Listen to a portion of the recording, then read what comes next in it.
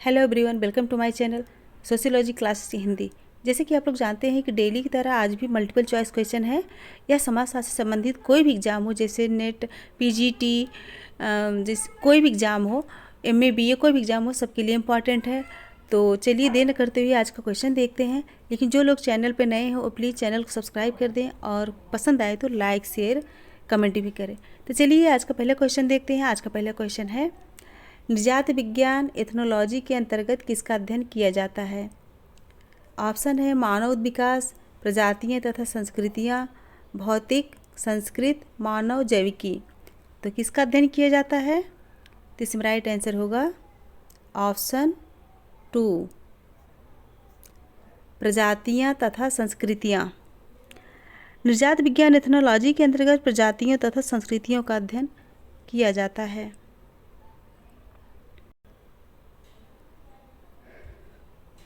Next question है, निम्न में से संस्कृत के विकास की 6 अवस्थाओं का उल्लेख किस विद्वान ने किया?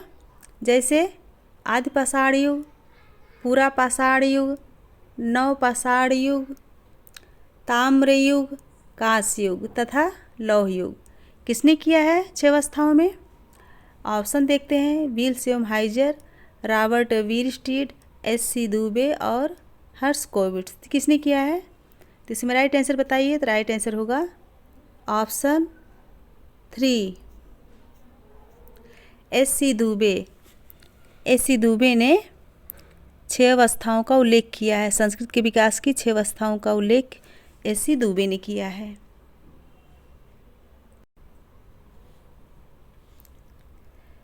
नेक्स्ट क्वेश्चन है, संस्कृत में परिवर्तन के लिए 3 कारक उत्तरदायी हैं। जैसे पहला है संस्कृत का संपूर्ण हस्तांतरण असंभव, और दूसरा है बाह्य दशाओं में परिवर्तन, तथा तीसरा है सांस्कृतिक। तो 3 कारक उत्तरदायी हैं। तो यह जो है किसके अनुसार है? तो इसका राइट आंसर बताइए। तो इसका राइट आंसर है ऑप्शन 2, समनर। समनर ने 3 अवस्थाओं में बांटा है। समनर ने संस्कृत में परिवर्तन के लिए 3 कारकों को उत्तरदायी माना है। पहला है संस्कृत का संपूर्ण हस्तांतरण असंभव है, दूसरा है बाह्य दशाओं में परिवर्तन, और तीसरा है अनुकूलन का प्रयत्न।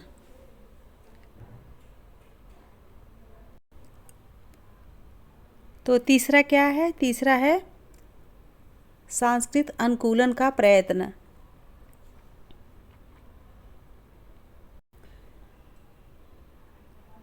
नेक्स्ट क्वेश्चन है, निम्न में से सही पर निशान लगाइए। सही पर निशान लगाइए। समनर का कथन है कि जब जनरीतियाँ मनुष्य के व्यवहार को नियंत्रित करने लग जाती हैं तो आचरण की नियंत्रक बन जाती हैं। उन्हें क्या कहते हैं? ऑप्शन है प्रथाएं, लोकरीतियाँ, रूढ़ियाँ, लोकाचार। उसे क्या कहेंगे? तो उसे हम ऑप्शन 3 रूढ़ियाँ कहेंगे। क्या कहेंगे? रूढ़ियाँ कहेंगे। समनर की मान्यता है कि जनरीतियाँ ही आगे चलकर रूढ़ियों में परिवर्तित हो जाती है। जब कोई जनरीत समाज में लंबे समय से प्रचलित हो तथा जिसका पालन समूह के हित में हो तो वह रूढ़ियाँ क्या होती हैं? लोकाचार का रूप ले लेती हैं। किसका रूप ले लेती हैं? लोकाचार का।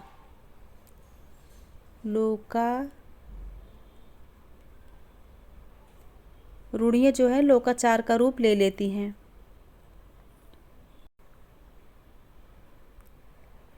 नेक्स्ट क्वेश्चन है, मैलिनोवस्की के अनुसार व्यक्ति की आवश्यकताओं अथवा उद्देश्यपूर्ण क्रियाओं की पूर्ति करने वाली व्यवस्था मानी जाती है। ऑप्शन है सामाजिक व्यवस्था, संस्कृत, भौगोलिक परिस्थितियाँ, सभ्यता। इसमें राइट क्या होगा? तो इसमें राइट होगा option 2, option 2 Sanskrit. Sanskrit right होगा। मैलिनोवस्की के अनुसार संस्कृत जीवन व्यतीत करने की एक संपूर्ण विधि है जो कि व्यक्ति की शारीरिक एवं अन्य आवश्यकताओं की पूर्ति करती है।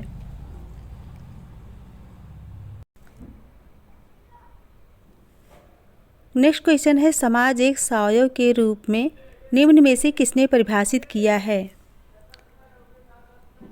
समाज एक सावयव के रूप में। निम्न में से किसने परिभाषित किया है? ऑप्शन है max weber, Herbert Spencer, Durkheim और मार्क्स। तो इसमें राइट क्या होगा? तो इसमें राइट जो है ऑप्शन 2 हर्बर्ट स्पेंसर, यह हर्बर्ट स्पेंसर ने कहा है।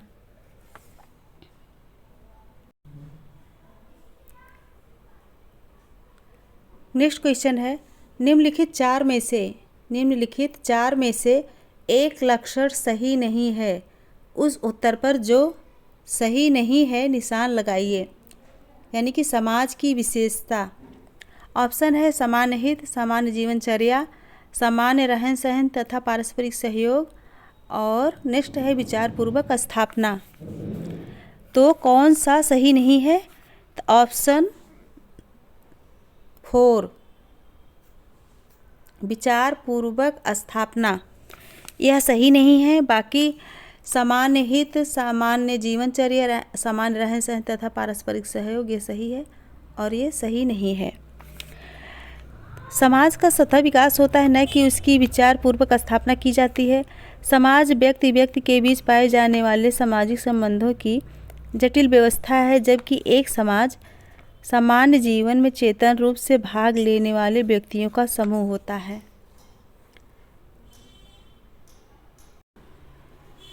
फ्रेंड, नेक्स्ट क्वेश्चन है, समाजशास्त्री मानदंड के आधार पर निम्नलिखित में से कौन सा उदाहरण समाज की रचना दर्शाता है? सही उत्तर पर निशान लगाइए। क्या पूछा गया है? समाज की रचना दर्शाता है। समाज की रचना दर्शाता है। ऑप्शन है हिंदू समाज, सरल समाज, ब्रह्म समाज, आर्य समाज। इसमें क्या होगा? इसमें होगा ऑप्शन 2 सरल समाज। एक समाज का उदाहरण शेष जो है, ये सब जो है हिंदू समाज, ब्रह्म समाज, आर्य समाज, ये जो है एक समाज का जो है उदाहरण प्रस्तुत कर रहा है, लेकिन समाज का नहीं। समाज क्या होता है? समाज सामाजिक संबंधों की जटिल व्यवस्था है, जबकि एक समाज सामान्य जीवन में चेतन रूप से भाग लेने वाले व्यक्तियों का समूह होता है। यही समाज और एक समाज में अंतर है।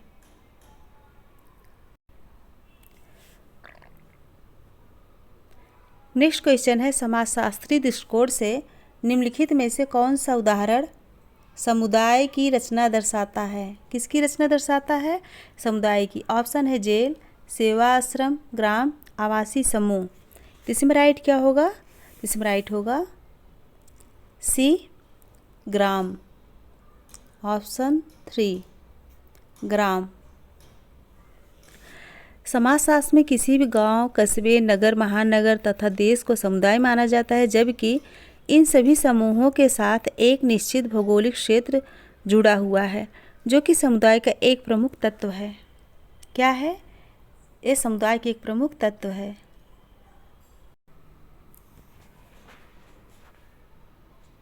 नेक्स्ट क्वेश्चन है, व्यक्तियों का एक समूह सामान्यतः निश्चित भूभाग में सामान्य नियम पद्धति से नियमित समस्त प्रकार से आत्मनिर्भर जीवन व्यतीत करने वाला कहलाता है। क्या कहलाता है? ऑप्शन देखते हैं, सामाजिक समूह, शरणार्थी समूह, समिति, समुदाय। तो क्या कहलाता है? ये समुदाय कहलाता है। क्या कहलाता है? ऑप्शन 4 समुदाय कहलाता है। समुदाय क्या होता है? एक क्षेत्रीय अवधारणा है। समुदाय में कुछ लोग निवास करते हैं तथा अपना संपूर्ण जीवन जीते हैं। समुदाय जो है सामान्यतः स्वयं में आत्मनिर्भर होता है तथा अपने सदस्यों को विभिन्न आवश्यकताओं को पूरा करने में समर्थ होता है।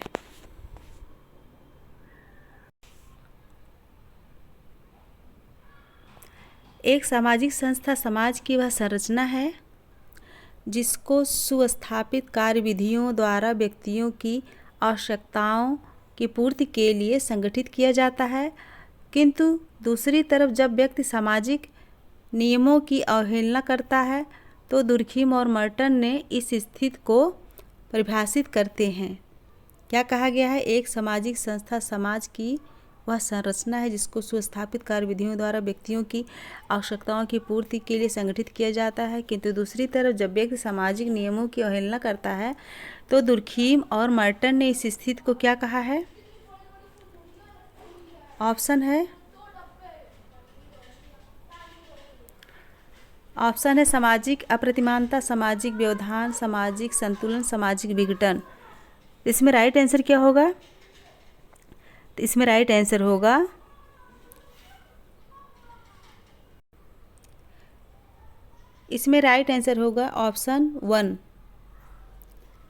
ऑप्शन वन सामाजिक अप्रतिमानता। जब व्यक्ति सामाजिक नियमों की अवहेलना करता है तो दुर्खीम और मर्टन इसे क्या कहते हैं? सामाजिक अप्रतिमानता कहते हैं। यह बहुत ही इम्पॉर्टेंट है।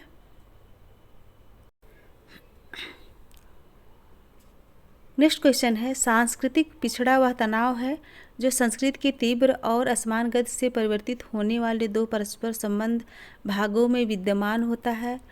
वह विद्वान जिसने उपरोक्त कथन का विश्लेषण किया है उसके नाम के आगे निशान लगाइए।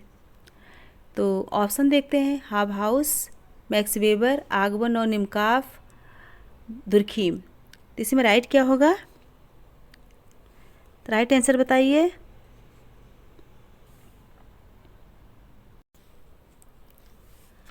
फ्रेंड्स, इसमें राइट आंसर होगा ऑप्शन 3, आगबन और निमकाफ। इन्होंने ही कहा है कि इन्होंने सांस्कृतिक विलंबन सिद्धांत के अंतर्गत संस्कृत को भौतिक व भौतिक दो भागों में बांटा है और अभौतिक संस्कृत भौतिक संस्कृत की अपेक्षा तीव्र गति से परिवर्तित होती है, अतएव भौतिक संस्कृति से पिछड़ जाती है, जिससे समाज में तनाव क्या होता है? तनाव उत्पन्न हो जाता है। यह कथन आगबन और निमकाफ का है।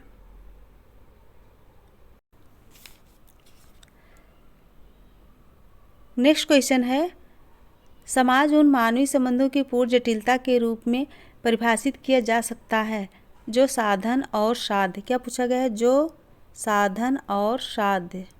साधन और साध्य के द्वारा क्रिया करने से उत्पन्न हुए हों, चाहे यथार्थ हों या प्रतीकात्मक हों। यह कथन किसका है?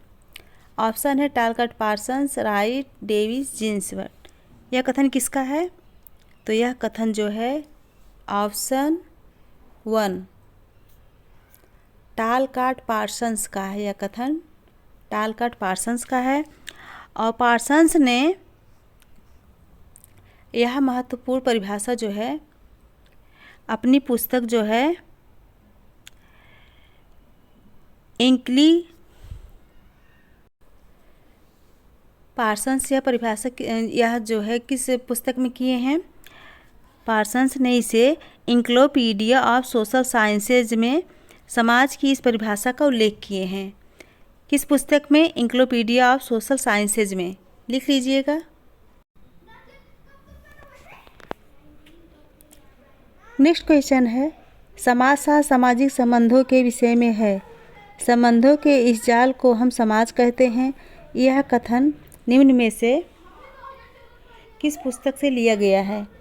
ऑप्शन है ग्रीन द्वारा लिखित सोसाइटी से, डेविस द्वारा लिखित ह्यूमन सोसाइटी से, ओडम द्वारा लिखित अंडरस्टैंडिंग सोसाइटी से और मैकाइवर एवं पेज द्वारा लिखित सोसाइटी से। तो इसमें राइट आंसर क्या होगा? तो इसमें राइट आंसर बताइए। तो राइट आंसर है ऑप्शन 4 मैकाइवर एवं पेज द्वारा लिखित सोसाइटी से। मैकाइवर एवं पेज ने अपनी पुस्तक सोसाइटी में क्या कहा है? समाज शास्त्र सामाजिक संबंधों के विषय में है और संबंधों के इस जाल को हम क्या कहेंगे? समाज कहेंगे। क्या कहेंगे? समाज कहेंगे।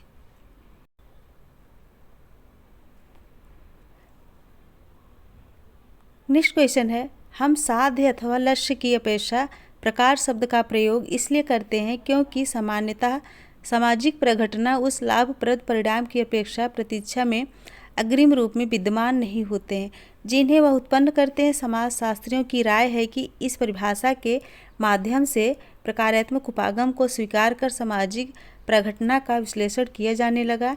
यह व्याख्या निम्न में से किसने दी है? फ्रेंड्स, ये परिभाषा बहुत बड़ी है, यह व्याख्या बहुत बड़ी है, बहुत बड़ा है। तो अच्छे से पढ़ के आंसर दीजिए। ऑप्शन है max weber, Johnson, email Durkheim और रॉस। तो इसमें राइट आंसर क्या होगा?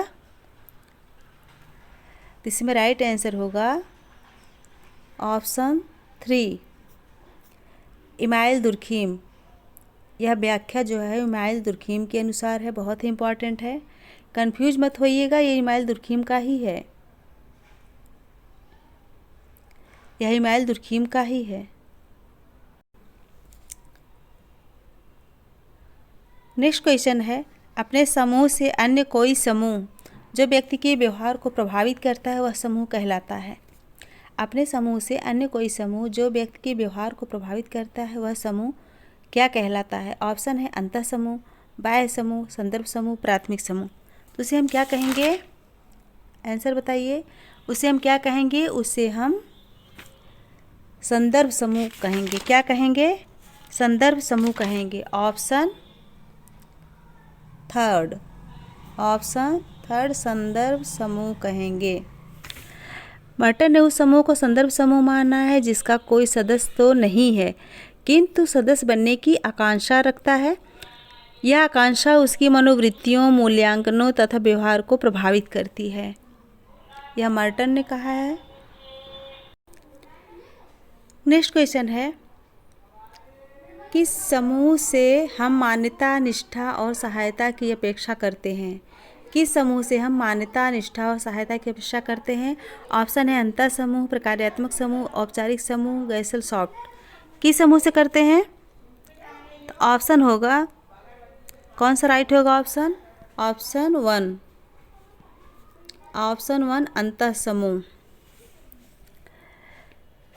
समनन ने समूह को अंतः समूह एवं बाह्य समूह में बांटा है। एक अंतः समूह के सदस्यों में हम की भावना पाई जाती है जिसके कारण उनमें एकता की भावना दिखाई पड़ती है। अंतः समूह से हम मान्यता, निष्ठा और सहायता की अपेक्षा करते हैं, ये समनर कह रहे हैं, समनर के अनुसार है। नेक्स्ट क्वेश्चन है, सामाजिक संरचना परस्पर क्रिया करती हुई सामाजिक शक्तियों का जाल है जिससे अवलोकन और चिंतन की विभिन्न प्रणालियों का जन्म होता है। यह परिभाषा निम्नलिखित समाजशास्त्रियों में से किसने दी है? तो यह परिभाषा किसके अनुसार है जो कि बहुत ही इम्पॉर्टेंट है? क्या है? इम्पॉर्टेंट है। ऑप्शन देखते हैं, कार्ल मैनहीम, नॉर्डेल, पार्सन्स, मॉरिस जिन्सबर्ग। यह किसके अनुसार है? तो ऑप्शन होगा 1, कार्ल मैनहीम के अनुसार है। कार्ल मैनहीम ने अपनी पुस्तक आइडियोलॉजी ऑफ यूटोपिया में जो है इस परिभाषा को दिया है और सामाजिक शक्तियों के जाल से उनका आशय क्या है? व्यवस्थित प्रतिमानों से है। सामाजिक शक्तियों के जाल से उनका आशय क्या है? व्यवस्थित प्रतिमानों से है। नेक्स्ट प्रश्न है, जॉनसन द्वारा उल्लिखित सामाजिक संरचना के निम्नलिखित 4 प्रकारों में से एक कौन सा लक्षण सही नहीं है? ऑप्शन देखते हैं, विभिन्न प्रकार के उपसमूह, विभिन्न प्रकार की भूमिकाएं, नियामक, मानक, आर्थिक मूल। तो इसमें राइट आंसर क्या होगा? तो इसमें राइट आंसर होगा ऑप्शन 4, ऑप्शन 4 आर्थिक मूल्य। आर्थिक मूल्य सामाजिक संरचना का तत्व नहीं है। जॉनसन द्वारा उल्लेखित सामाजिक संरचना के 4 तत्व हैं। कौन कौन से? विभिन्न प्रकार के उपसमूह, विभिन्न प्रकार की भूमिकाएं, भूमिकाओं को नियंत्रित करने वाले नियम अथवा मानक, सांस्कृतिक मूल्य। चौथा क्या होगा? सांस्कृतिक मूल्य होगा। फ्रेंड्स, अगर वीडियो पसंद है तो लाइक, शेयर, कमेंट कीजिएगा और लाइक ज़रूर कीजिएगा और ज़्यादा से ज़्यादा बच्चों में शेयर कीजिएगा। चलिए, वीडियो देखने के लिए बहुत बहुत धन्यवाद। Good bye everyone.